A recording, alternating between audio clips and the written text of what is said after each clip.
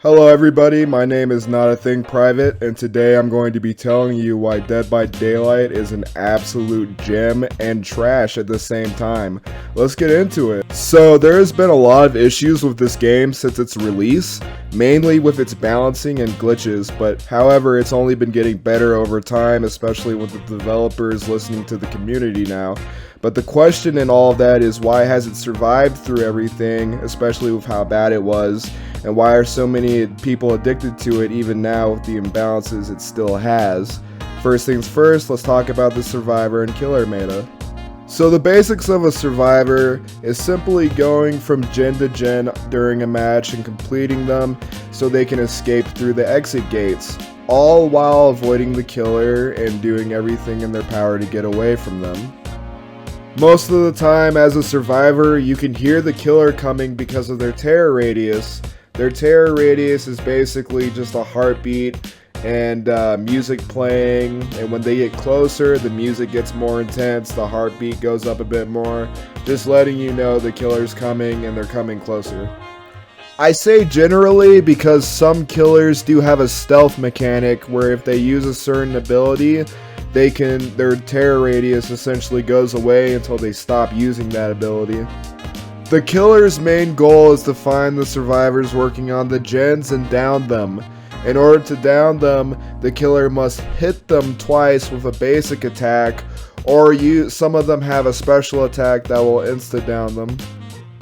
Once a survivor has been downed, the killer then picks them up and puts them on many of the hooks that are placed across the map. The survivors can be hooked a total of 3 times before completely dying, or the first hook they can also choose to try to escape, which ultimately will put them into the second phase of being hooked. After you've failed escaping or been placed on the hook for a second time, you are now put into the dying state, and if you get unhooked and then hooked again, you are automatically dead.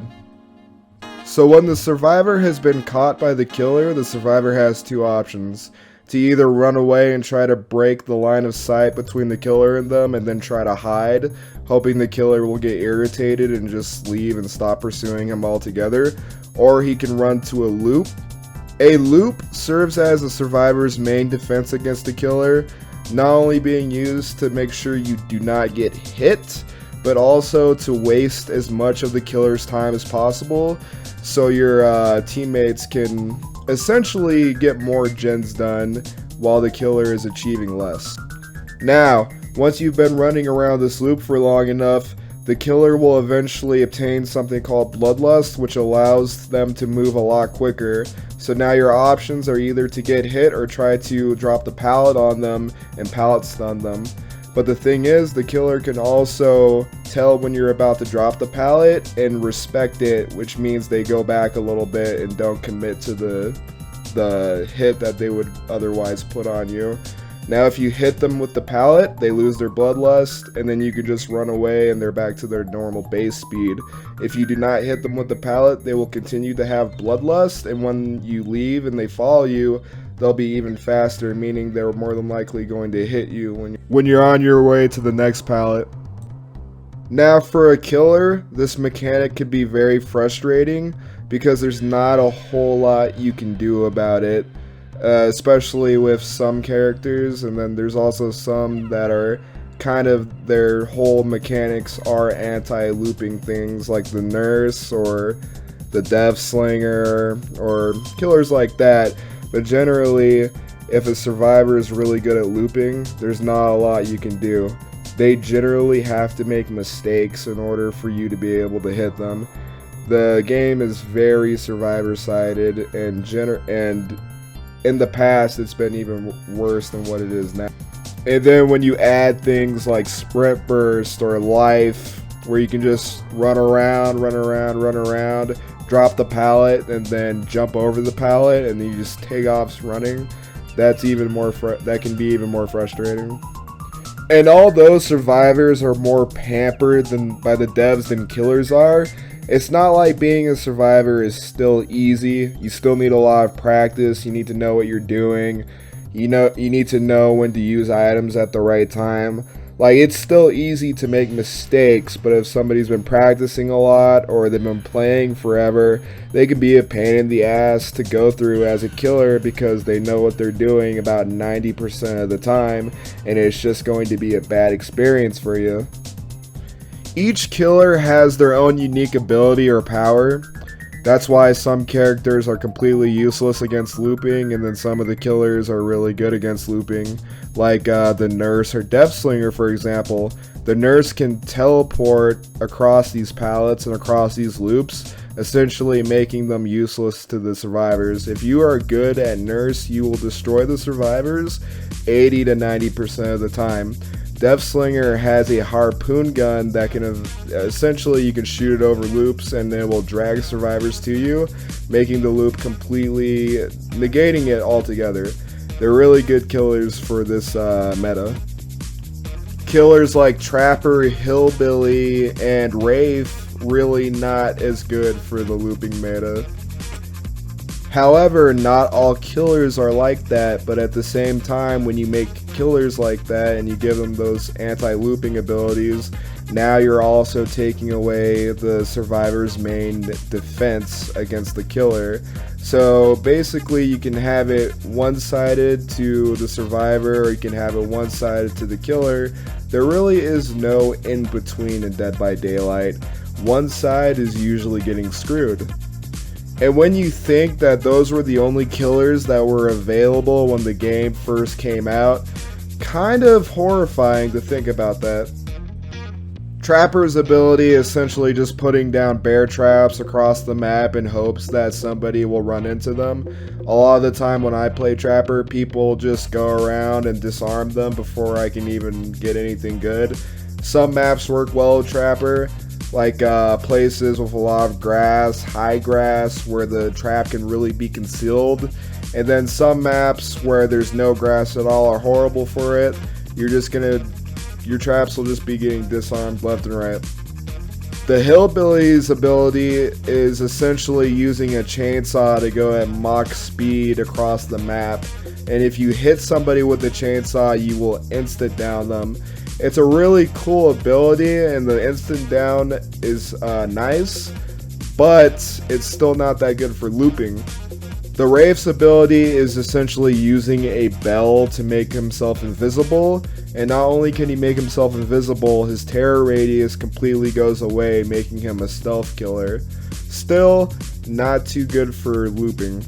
Alright, so now that we're done with all that, let's talk about some of the history of Dead by Daylight, and we're going to get into why the killers had it even worse back in the day, and then we'll also go into why Dead by Daylight was doing so well and still does so well even with the imbalances that players are faced with every day.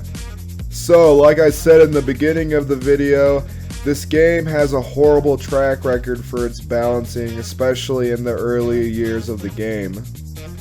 Examples of this would be the brand new part where you can just put on a toolbox and instantly have a generator done.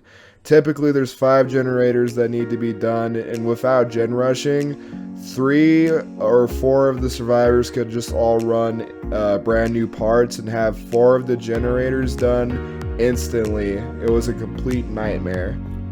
For medkits, the overpowered thing was the anti-hemorrhaging syringe, which basically instantly healed you as soon as you used it. That was also very, very broken. That essentially meant out of the 2 times a killer needed to hit you to down you, he would hit you once, and then you would just heal up, and then he would have to hit you an extra 2 times, so 3 in total.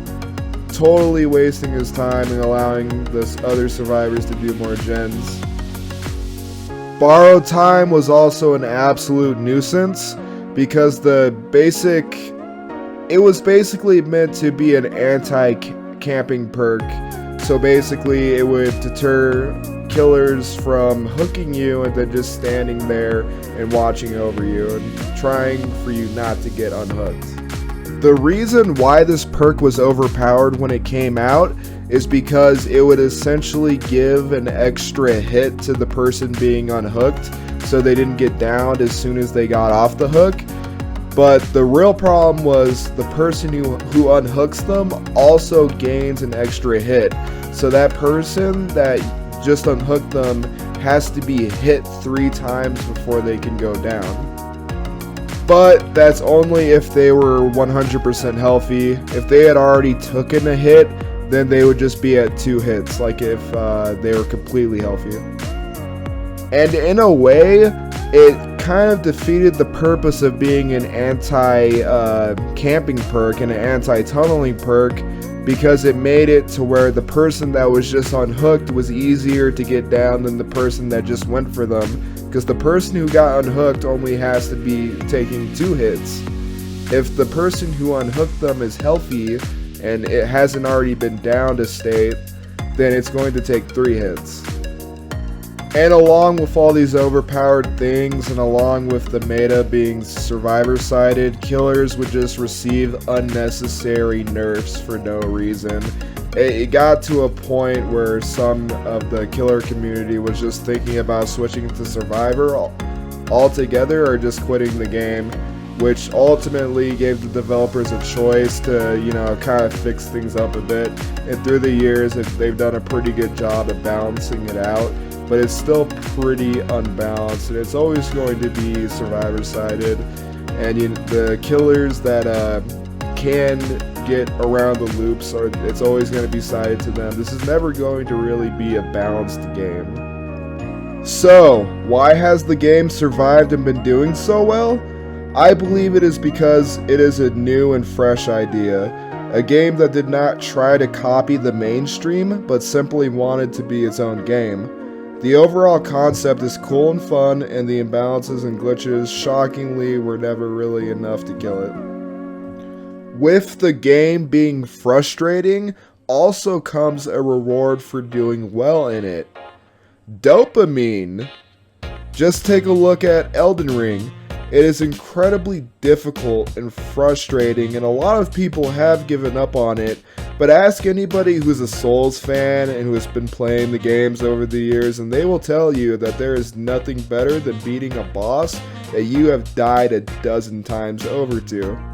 And yes, if a game is too broken or it's too unbalanced or there's too many glitches, and it's just not operable, it will kill the game. Just look at the new Battlefield.